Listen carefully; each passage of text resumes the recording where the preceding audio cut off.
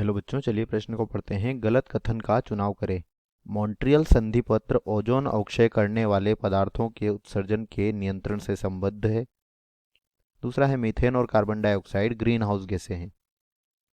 तीसरा है Dobson unit oxygen अंश ज्ञात करने में उपयोग होती है।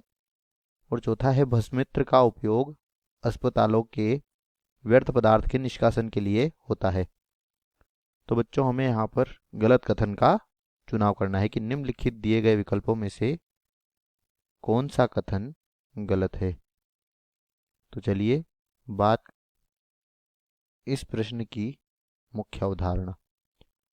तो बच्चों, मॉन्ट्रियल संधि पत्र जो है यह ओजोन का अवक्षय करने वाले पदार्थ जो होते हैं उनके उत्सर्जन के नियंत्रण संबंधित है, जैसे कि CFC यानी कि क्लोरोफ्लोरोकार्बन। इसके उपयोग से इसका उपयोग किस में किया जाता है? इसका उपयोग एरोसोल के रूप में जो रेफ्रिजरेटर होते हैं और हवाई जहाज, वायुयानों इत्यादि में किया जाता है, और इसके कारण क्लोरीन मुक्त होती है। और यह क्लोरीन ओजोन का क्या करती है? ओजोन को नष्ट करती है।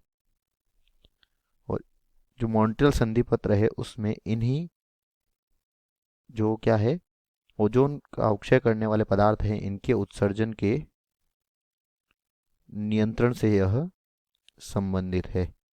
मॉन्ट्रियल संधि पत्र, तो यह कथन तो बिल्कुल सत्य है। इसके बाद दूसरा है मीथेन और कार्बन डाइऑक्साइड ग्रीन हाउस गैसें है। तो बच्चों, मीथेन यहाँ पर विकल्प बी की हम बात कर रहे हैं, और कार्बन डाइऑक्साइड जो है यह क्या होती है? यह मुख्य ग्रीन हाउस गैसें होती है।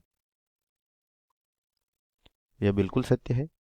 इसके बाद तीसरा है डॉब्सन यूनिट ऑक्सीजन की अंश मात्रा ज्ञात करने में उपयोग होती है।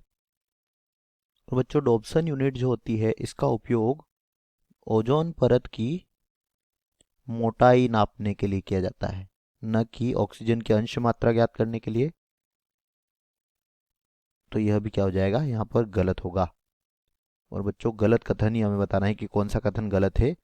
तो सी कथन गलत है और यही हमारे प्रश्न का उत्तर होगा। और भस्मित्र का उपयोग अस्पताल के व्यर्थ पदार्थों के निष्कासन के लिए किया जाता है। डी कथन भी यहाँ पर बिल्कुल सत्य है। तो गलत कौन सा है? विकल्प सी। और विकल्प सी ही दिए गए प्रश्न का उत्तर होगा, क्योंकि हमें गलत कथन का चुनाव करना था। आशा करते हैं यह उत्तर आपको समझ आया होगा। धन्यवाद।